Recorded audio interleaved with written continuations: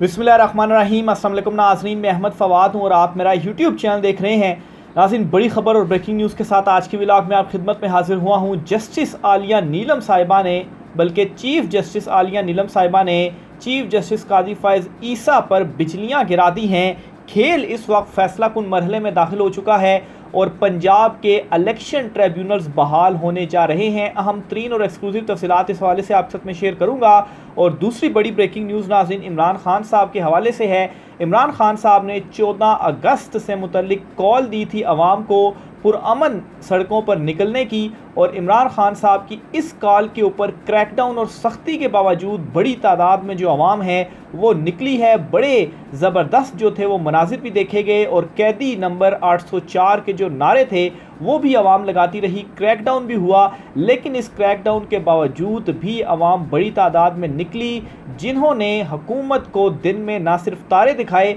बल्कि होश उड़ा कर रख दिए। इस पर भी कुछ अहम तरीन और एक्सक्लूसिव डिटेल्स हैं, वो भी आज की व्लॉग में आपके साथ में शेयर करूंगा। सबसे पहले तो नाज़रीन इलेक्शन ट्रिब्यूनल से मुतल्लिक जो बड़ी ब्रेकिंग न्यूज़ है वो आपके साथ में शेयर करता चलूँ। देखें, इलेक्शन ट्रिब्यूनल साबिक चीफ जस्टिस शहजाद मलिक साहब जो हैं उनकी जानिब से पंजाब में बनाए गए थे और 8 जजेस पर मुश्तमिल लाहौर हाई कोर्ट में ये ट्रिब्यूनल्स बनाए गए थे, लेकिन हुकूमत इससे नाखुश थी। काफ़ी कोशिश की गई चीफ जस्टिस जो साबिक चीफ जस्टिस थे लाहौर हाई कोर्ट मलिक शहजाद अहमद कि वो किसी तरीके से इससे पीछे हट जाएं, लेकिन जस्टिस शहजाद मलिक जो थे वो डटे रहे और ट्रिब्यूनल्स ने अपना जो काम था लाहौर हाई कोर्ट में उसका आगाज़ भी कर दिया था। और मौजूदा चुनतखब हुकूमत को ये डर लग पड़ा था कि फॉर्म 45 के मामले इलेक्शन ट्रिब्यूनल में खुल गए तो फिर उसके बाद तो हमारी जो हुकूमत है ये तो गई। इस वजह से बज़ाहिर चीफ जस्टिस काजी फ़ाइज़ ईसा साहब से मिलकर फिर क्या हुआ कि जो साबिक चीफ जस्टिस शहजाद मलिक साहब थे उनको लाया गया सुप्रीम कोर्ट ऑफ पाकिस्तान, ताकि वहाँ पर कोई नई चीफ जस्टिस हो जाएं और नए चीफ जस्टिस जो होंगे वो फिर ये जो ट्रिब्यूनल जिस शहजाद मलिक साहब ने बनाए थे इन ट्रिब्यूनल्स को तब्दील कर दिया जाएगा। और इस दौरान एक एक्ट में तरमीम भी की गई और उसके तहत जो रिटायर्ड जजेस थे वो भी तैनात हो सकते हैं इलेक्शन ट्रिब्यूनल में। ये सारे का सारा जो खेल था वो खेला गया और इस हद तक खेल खेला गया कि चीफ जस्टिस काजी फ़ाइज़ ईसा साहब ने अदलिया के असूलों के ख़िलाफ़ ही जाते हुए लाहौर हाई कोर्ट में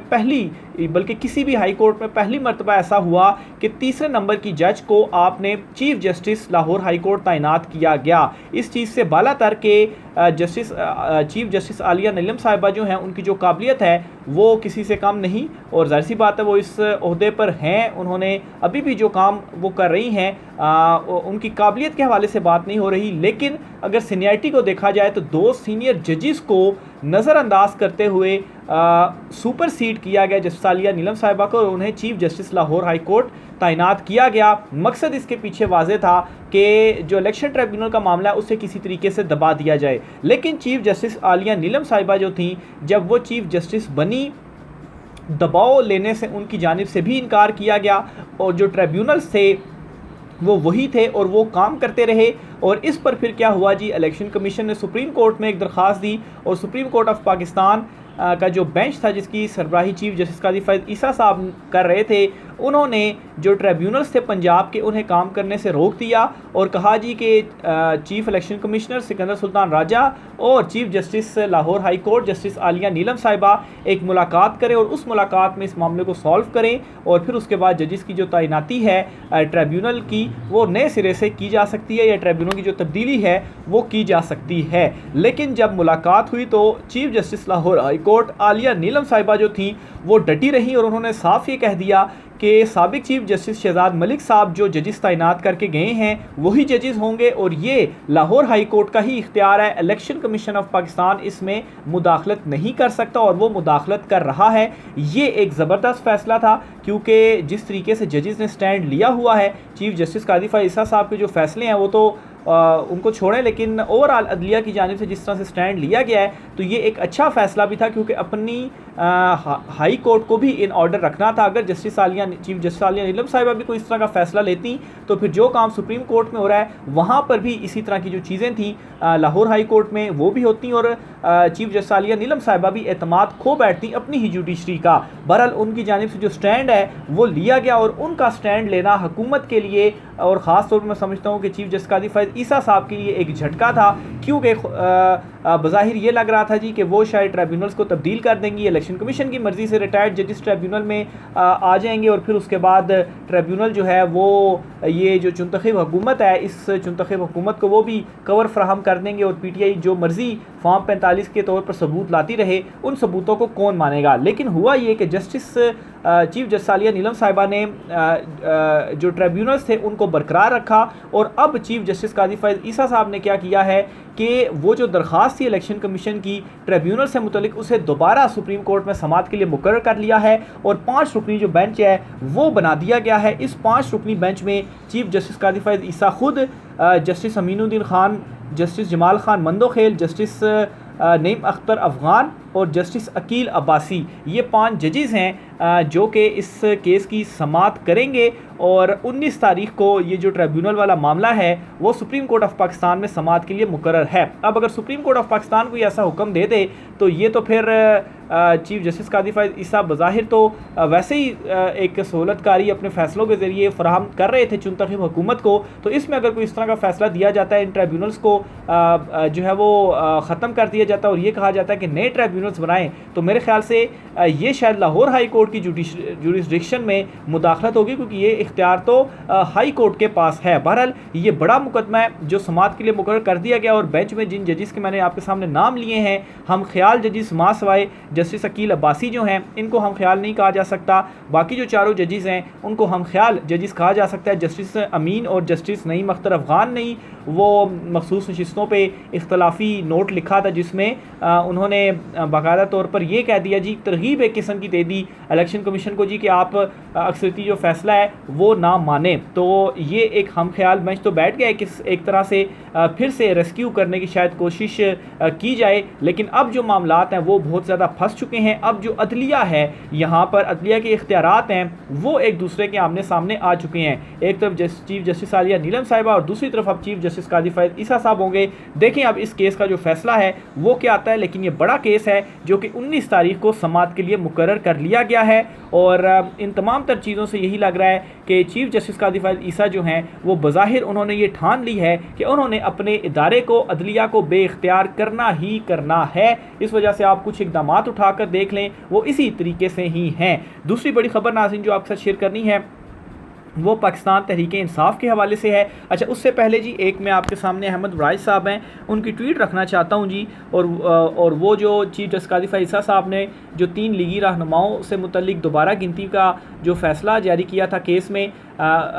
दोबारा गिनती से मुतल्लिक केस में जो फ़ैसला जारी किया था और तीनों लीगी रहनुमाओं को जो सीटें हैं वो वापस दी गई थी, इस पर ये आप ट्वीट ज़रा गौर से सुनिएगा, फिर मैं मज़ीद डिटेल की तरफ जाता हूँ जी। चीफ जस्टिस कादी फैज़ ईसा और जस्टिस नईम अख्तर अफ़गान ने ये नीचे वाली गिनती को दुरुस्त करार दिया है। क्या गिनती है? 9 फरवरी को मुस्तरद वोट 7,803 थे, दोबारा गिनती में मुस्तरद वोट 20,816, मुस्तरद वोट बढ़े कितने जी? 13,000। PTI के कम हुए 14,254 वोट, लेकिन नून लीग के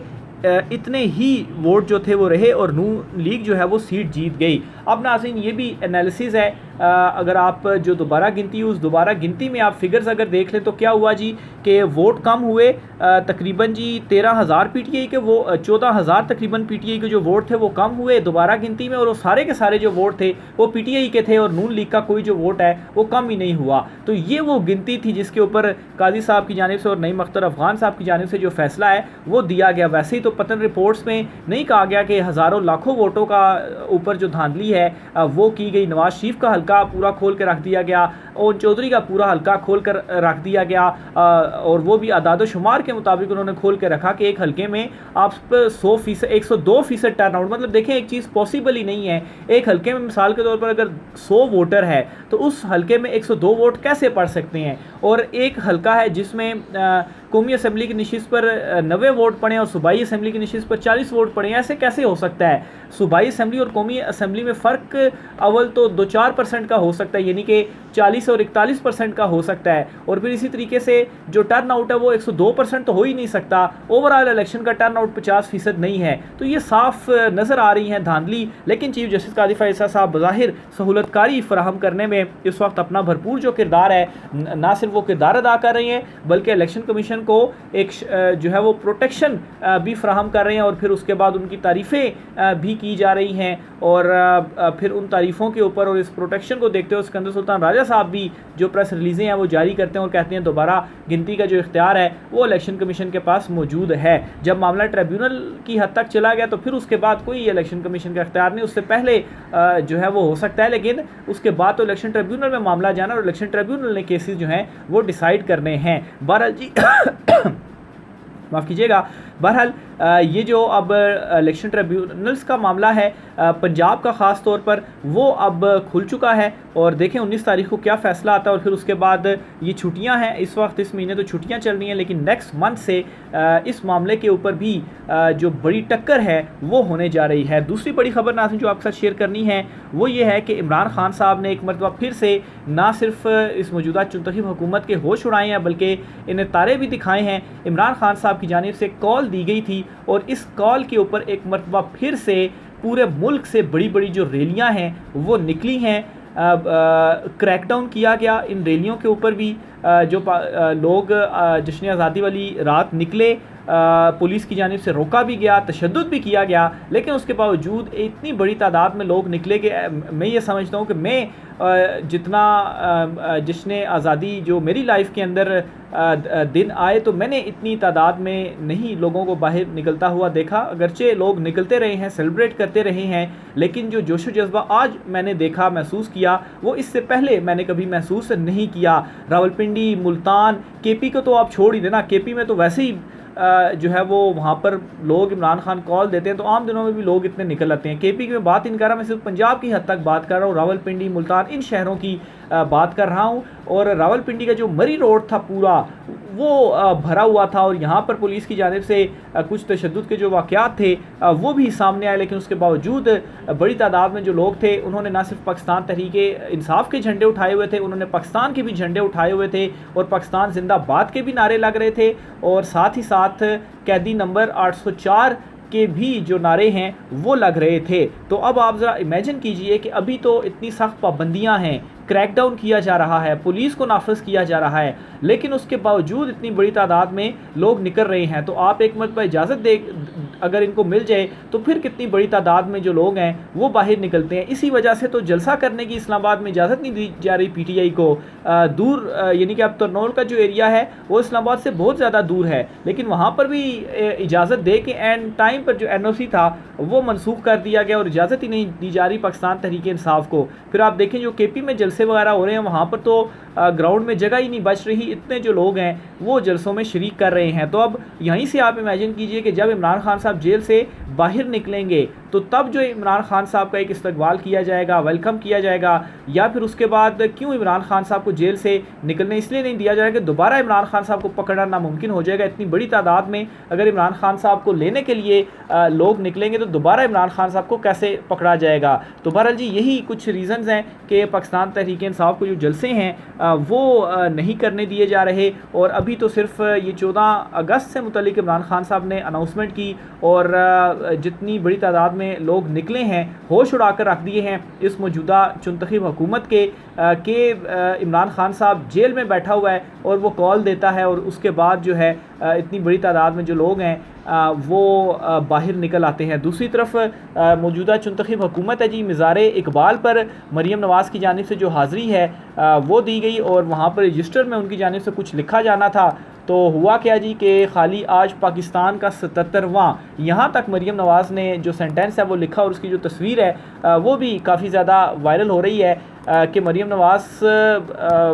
चुनतखब तो हैं ही हैं, लेकिन उसके साथ साथ उन्हें शायद अल्फाज भी लिखने नहीं आ रहे कि इसके आगे उनको समझ ही नहीं लग रही कि मैं जो है वो क्या चीज़ें लिखूं। और दूसरी तरफ शहबाज शरीफ को देखें कि अपना एक वो करने के लिए जी कि हम बड़ा दर्द रखते हैं आवाम के दिलों में, ये अनाउंसमेंट सब कर रहे हैं कि बहुत जल्द बिजली की कीमतों में कमी करके आवाम को या कौम को जो है वो खुशखबरी सुनाऊंगा। तो आप पहले बिजली की कीमतों में कमी करें, फिर उसके बाद आप कौम को बताएं कि ये हमने कमी कर दी और आपके लिए खुशखबरी है। पहले से ये अनाउंसमेंटें कर दी और बस उसी के ऊपर बयानियाँ बनाए जी कि हम तो कम कर रहे हैं, देखें हमने अनाउंसमेंट कर दी है, और उल्टा हो के आ रहा है कि बिजली की कीमतें जो है वो मज़ीद महंगी की जा रही हैं। तो बहरहाल जी आज कुछ आम तरीन तफसीलात थी, राय का इज़हार कीजिएगा। आज की व्लॉग से इतना ही, इजाज़त दीजिए, अल्लाह हाफ़िज़।